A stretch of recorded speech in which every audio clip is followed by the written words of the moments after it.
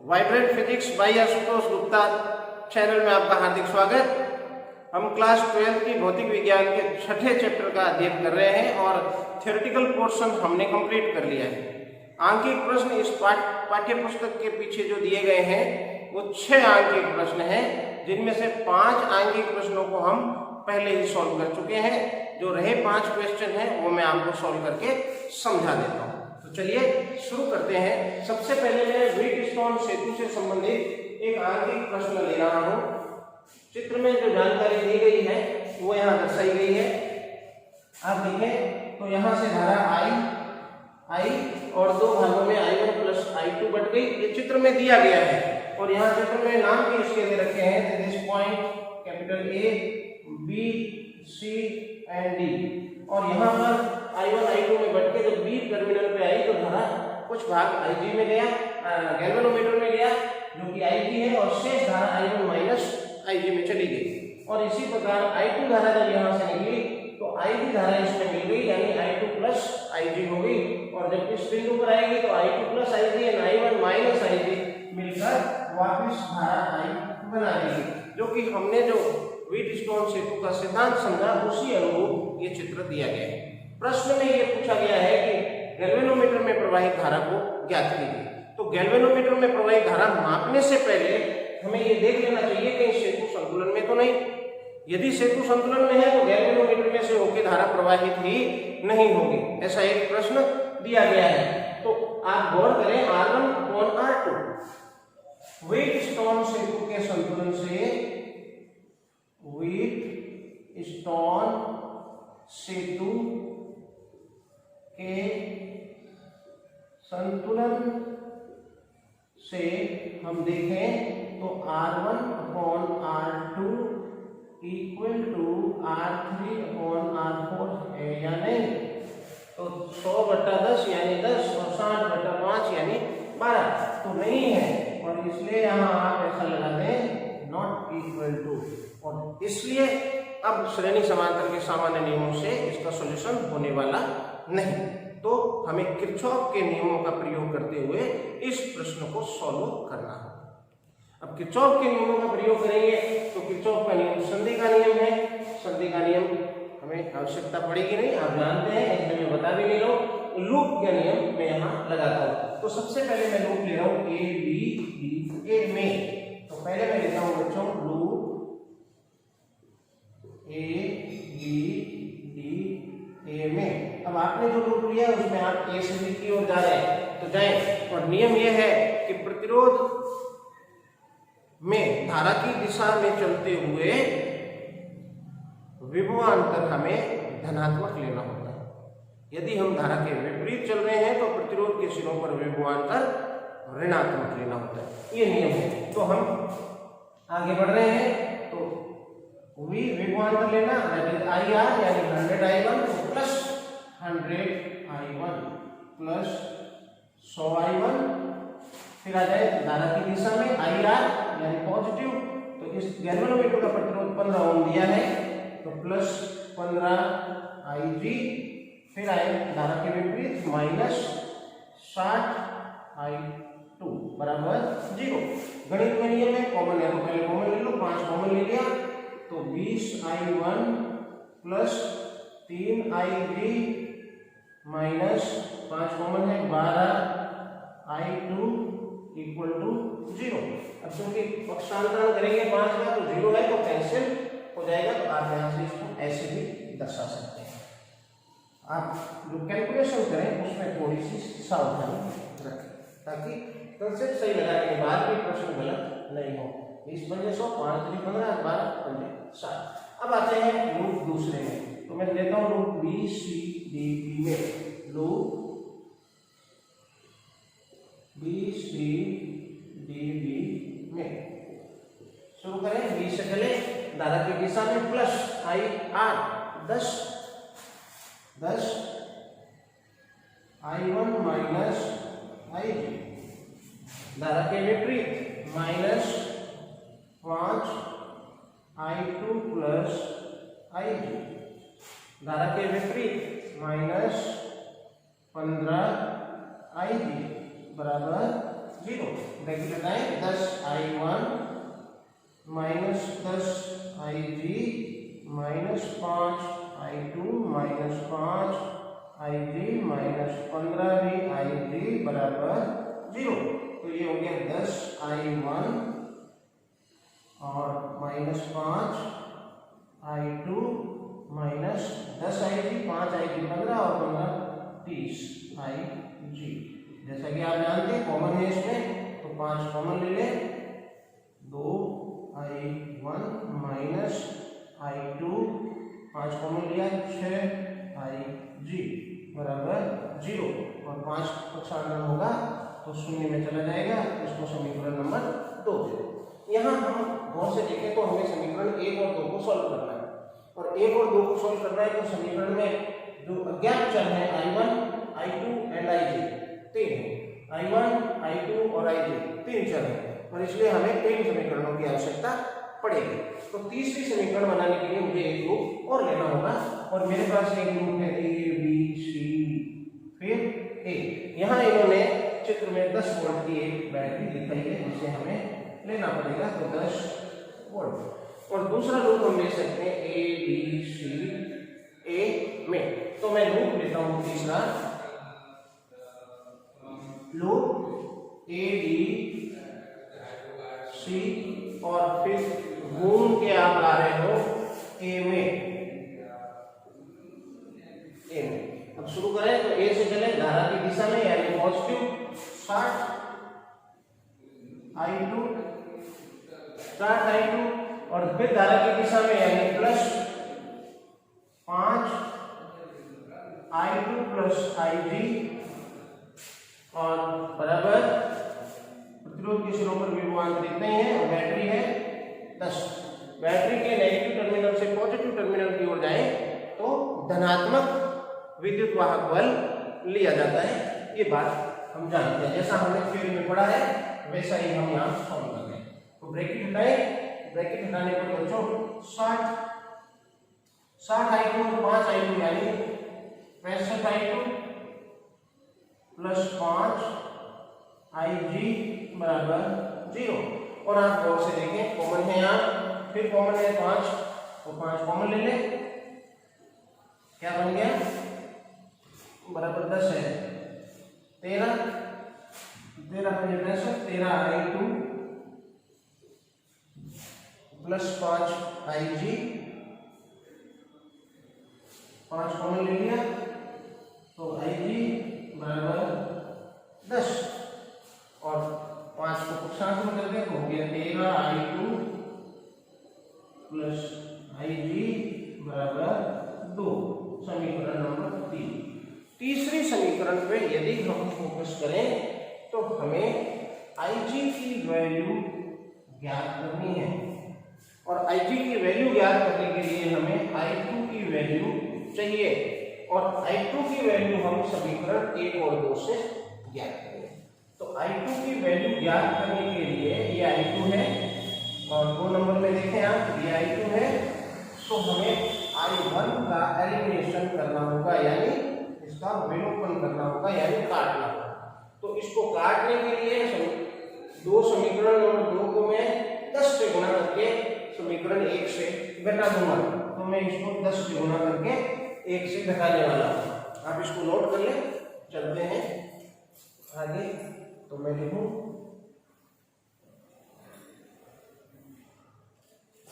बच्चों,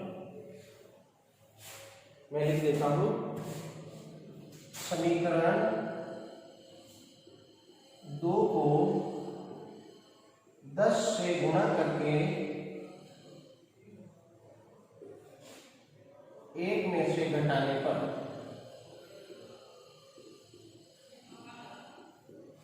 अब समीकरण 1 तो यही है, तो मैं यही लिख लूं 1 नंबर क्लियर। अब इसमें 10 से गुणा करो तो 20i1,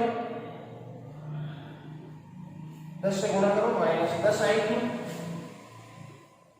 i2 के नीचे i2 और 10 से गुणा करो तो 60ig यानी माइनस 60ig। अब आपको घटाना है तो घटाने के लिए आप जानते हैं इंटरचेंज करने होते हैं।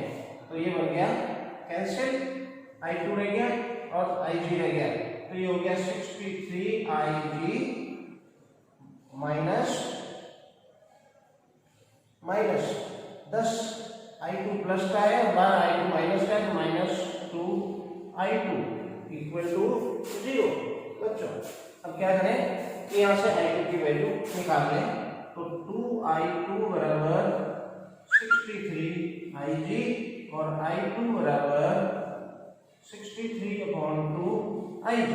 अब ये I2 की वैल्यू हम समीकरण 3 में रख देते हैं, तो मैं लिखूंगा, नोट कर ले आप, मैं लिखूं समीकरण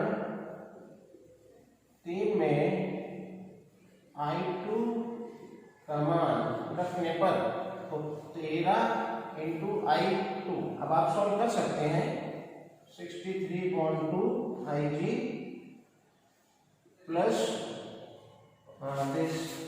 IG बराबर 2। अब इसमें से आपको IG कॉमन लेना है और कॉमन लेके एलसीएम लेके जोड़ के फिर पक्षांतर कर देना, IG की वैल्यू आ जाएगी। तो इस तरह से हम इस धारा मापी में प्रवाहित धारा ज्ञात कर सकते हैं। चलिए अगले प्रश्न की ओर नोट करें आप।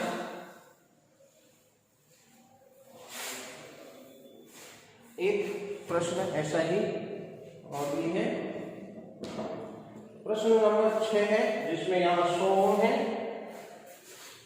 यहाँ 100 ओम है, ये 10 ओम है,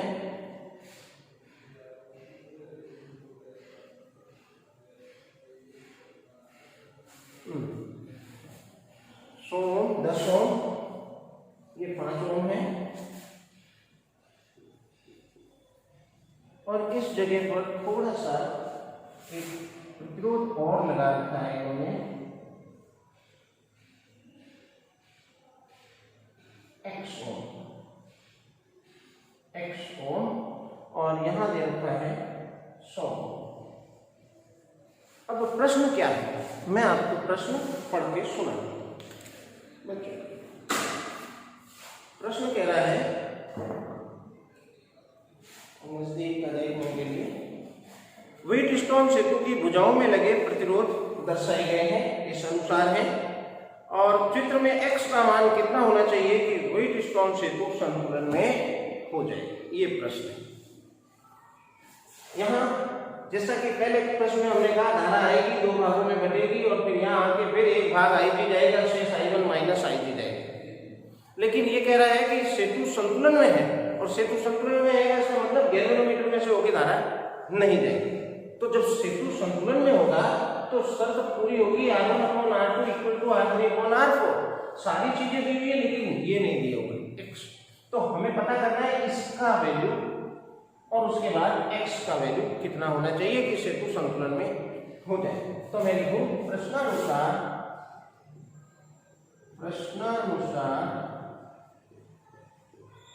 सेतु के संतुलन के लिए क्या होगा, R1/R2 = R3/R4। और अब आप देखें तो ये R1 है, ये R2 है, इस पूरे प्रतिरोध को मैं नाम दे देता हूं R3 और ये R4 है। तो ये बन गया 100/10 बराबर R3। अब इसकी टोटल वैल्यू चाहिए हमें, तो मैं यहाँ पर इसकी वैल्यू R3 रख देता हूँ एक बार, बटा R4 यानी 5। तो R3 की वैल्यू निकल गई 100 × 5/10 यानी 50 ओम। अब ये वैल्यू 50 ओम की टोटल होनी चाहिए R3, और इन दोनों का समांतर संयोजन से तुल्य प्रतिरोध कितना आता है वो भी हम ज्ञात कर सकते हैं। तो मैं लिखूं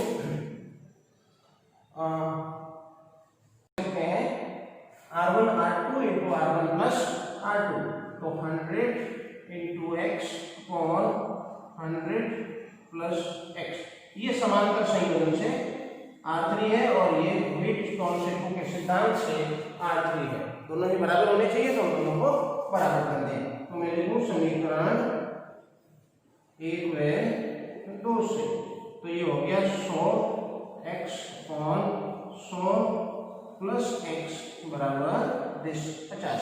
अब आप यहाँ सॉल्व करके x की वैल्यू निकाल सकते हैं। ये आपका होमवर्क। तो ये था प्रश्न संख्या 6। अब आप नोट कर लें।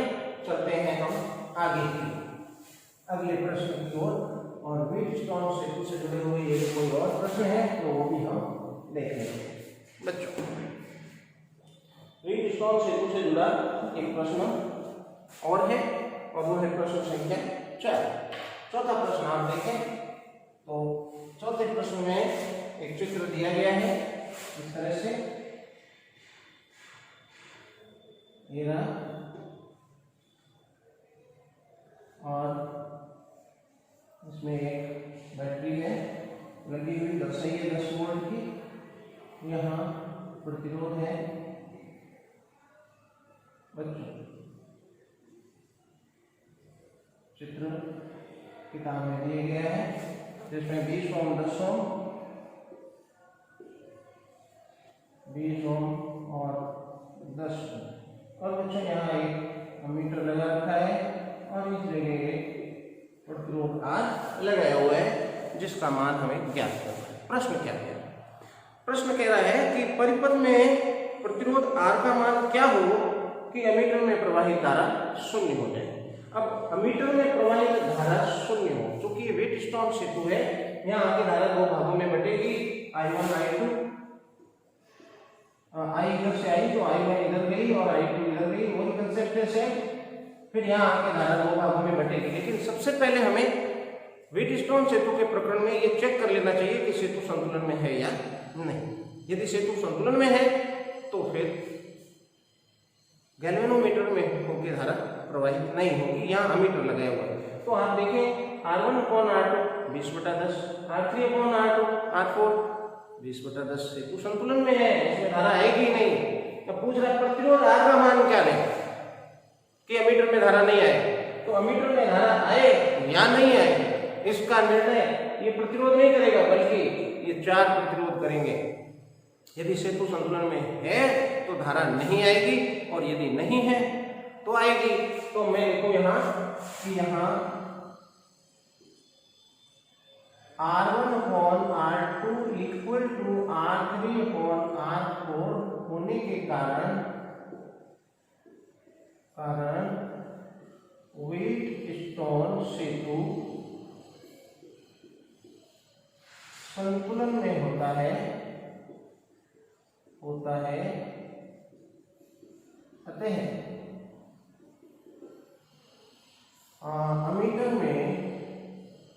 अमीटर से धारा प्रवाह नहीं होगा, चाहे कैपिटल R का मान कुछ भी लिया जाए,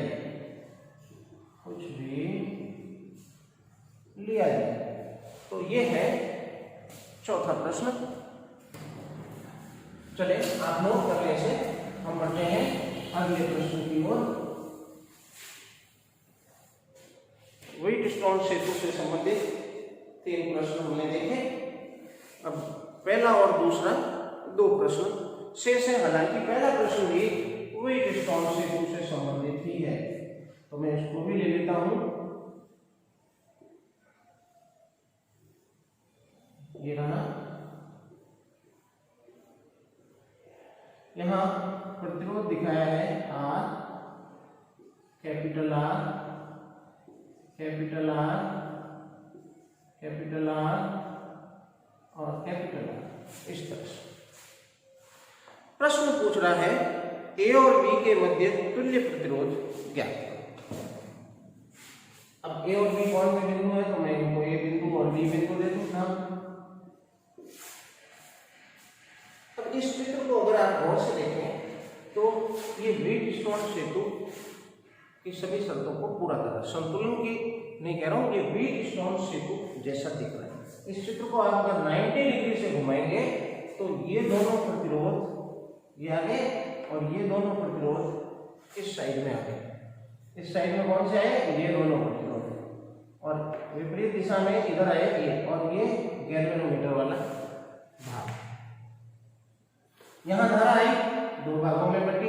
जो अगर हम धारा की कल्पना करें कि धारा भेजी तो इस भाग में गई I1, इस भाग में गई I2, फिर I2 धारा यहाँ गई तो फिर दो भागों में बटी। ये गैल्वेनोमीटर का भाग मान लो Ig, और यहाँ रह जाएगा I2 माइनस Ig। क्लियर? ये I2 I1 इधर आई, अभी इधर आएगी नहीं तो इधर से धारा निकलेगी I1, और यहाँ आगे I1 और Ig इसमें मिल जाएगी, ये धारा मिल जाएगी I1 माइनस प्लस Ig, यानी सेम वही स्टोन सेतु का ही कॉन्सेप्ट है, और इसलिए हम इसको इस तरह से बना सकते हैं, इस तरह से बना सकते हैं। तो ये R, चारों R, और यहाँ भी एक प्रतिरोध लिखा है कैपिटल R। ये अब आप इसे गौर से देखें तो ये वही स्टोन सेतु संतुलन में, और संतुलन में है तो इस प्रतिरोध में धारा आएगी नहीं, यानी इस प्रतिरोध में धारा आएगी नहीं। तो मैं लिखूं यहाँ R1/R2 बराबर R3/R4 होने के कारण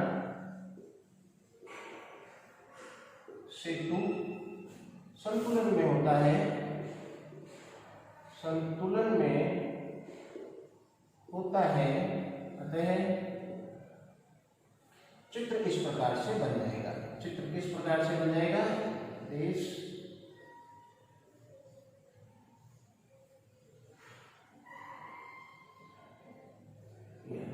इस तरह का चित्र बनेगा। ये दोनों, अब इसको आप हटा सकते हैं, हटाते ही आपको समझ में आएगा ये चित्र और ये चित्र सेम है। अब इन दोनों की वैल्यू की तो इनको ये श्रेणी में जुड़ेंगे तो ये बन गया 2R, और इसी प्रकार ये भी हो गया 2R। अब इनका दोनों का तुल्य प्रतिरोध निकालें। अतः R तुल्य बराबर R1/R2 upon R1 plus R2। तो R1/R2 करें तो 2R into R1 into R2 है अपॉन R1 प्लस R2। तो ये हो गया 4R square upon 4R and that is R। तो ये तुल्य प्रतिरोध हमसे पूछा और हमने तुल्य प्रतिरोध इसका कैपिटल R ज्ञात कर दिया। ये था इस प्रश्न संख्या पहला। आप नोट करें। चलते हैं एक और प्रश्न जो इसका अंतिम प्रश्न होगा हमारे लिए, और प्रश्न संख्या है 2। और दूसरा प्रश्न संख्या जो दिया है वो मीटर सेतु से संबंधित है, हालांकि वो भी व्हीटस्टोन सेतु के सिद्धांत पर ही आधारित है। यहाँ लिखा है कुछ और यहाँ लिखा है, आगे देख लेते हैं। और ये गैल्वेनोमीटर है और ये भी सर्किट पूंजी लगी हुई है। बच्चों प्रश्न में ये X और 3 ओम it is 40 centimeter and 60 centimeter, और बैटरी रहती है यहाँ, धारा प्रवाहित हो रही है और धारा यहाँ जा रही है 6 वोल्ट की धारा जा रही है। प्रश्न क्या पूछ रहा है वो मैं पढ़ के सुना देता हूँ। बच्चों मीटर सेतु को संतुलित अवस्था में दर्शाया गया है। मीटर सेतु के तार का प्रतिरोध 1 ओम प्रति सेंटीमीटर है। अज्ञात प्रतिरोध X तथा इसमें प्रवाहित विद्युत धारा ज्ञात कीजिए। पहली बात यही है, मीटर सेतु संतुलन की अवस्था में है। संतुलन की अवस्था में है मतलब R1/R2 = R3/R4 होना चाहिए। अब ये प्रतिरोध हमारे दिए गए हैं, इन प्रतिरोधों की वैल्यू नहीं दी गई, परंतु ये बताया गया है कि इस तार का प्रतिरोध 1 ओम प्रति सेंटीमीटर है, तो इसलिए इस प्रतिरोध का मान हो जाएगा 40 ओम और इस प्रतिरोध का मान हो जाएगा 60 ओम। अब हम सेतु चूंकि संतुलन में है इसलिए हम संतुलन की शर्त लगा सकते हैं। तो मैं लिखूं सेतु संतुलन में है, अतः R1/R2 यानी x/3 equal to this by this means 40/60 60, तो x की वैल्यू आ गई 40 into 3/60 एंड दैट इज 2। अब चूंकि ये दो वैल्यू आती है, इसकी वैल्यू आती है 2। अब चूंकि ये संतुलन में है तो इसमें धारा आ नहीं रही है, तो ये दोनों श्रेणी में हो जाएंगे, ये दोनों श्रेणी में हो जाएंगे, श्रेणी में हो जाएंगे, ये 5 ओम हो जाएगा और ये 40 और 60 100 ओम है, 100 सेंटीमीटर लंबा तार भी। प्रश्न ये कह रहा है कि सेल से प्रवाहित धारा ज्ञात करो और इस सेल से कितनी धारा निकलेगी उसका निर्णय तुल्य प्रतिरोध करेगा। तो हमें पहले तुल्य प्रतिरोध ज्ञात करना होगा। तो मैं इस चित्र को लिखूं, यहां चित्र इस तरह से बन गया। ये तो हो गया 5 ओम और ये हो गया 100 और फिर यहाँ आपके 6 वोल्ट की बैटरी है। अब इनका तुल्य प्रतिरोध निकालना है तो R तुल्य आप दो प्रतिरोध समांतर क्रम में है, R1 R2 upon R1 plus R2, तो R1 into R2 upon R1 plus R2 and it is 105। 5 से काट दो तो ये R तुल्य आपको मिल गया 100/21। तुल्य प्रतिरोध आ गया हमारे पास 100/21। अब इसमें से कितनी धारा निकलेगी तो I = V upon R ohms law से हम निकाल लेंगे। कहते हैं सेल से प्रवाहित धारा I = V upon R तुल्य और V है 6 वोल्ट बट्टा R तुल्य 100/21 ओम। क्लियर? तो ये 6 × 21/100। अब तो आसानी हो गया, 126/100 यानी 1.26 एम। बच्चों ये थे, आप इसको नोट कर लें, ये थे पाठ्य पुस्तक के आंकिक प्रश्न। कुछ आंकिक प्रश्न इसके एग्जाम्पल्स में भी दिए हुए हैं, तो जो उदाहरण में आंकिक प्रश्न है उन्हें आप स्वयं सॉल्व कर लें, कोई दिक्कत नहीं आएगी। यदि कुछ दिक्कत आती है तो मुझे आप मैसेज कर सकते हैं, कमेंट कर सकते हैं। आज की क्लास कंप्लीट, इसके साथ ही छठा चैप्टर भी कंप्लीट हो गया। अब हम अगली क्लास में आपसे नए चैप्टर के साथ फिर मिलेंगे। आज इतना ही, आज्ञा दीजिए और पढ़ते रहिए। Thank you.